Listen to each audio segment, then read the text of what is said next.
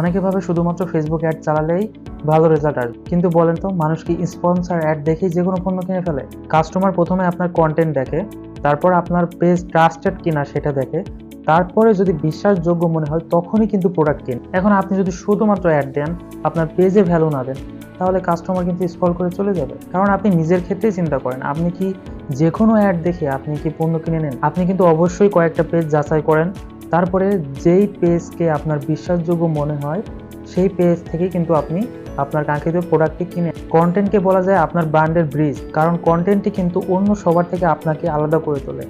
আপনাকে কেন মানুষ বিশ্বাস করবে, আপনি কেন ট্রাস্টেড, এটার মূলই হচ্ছে কন্টেন্ট।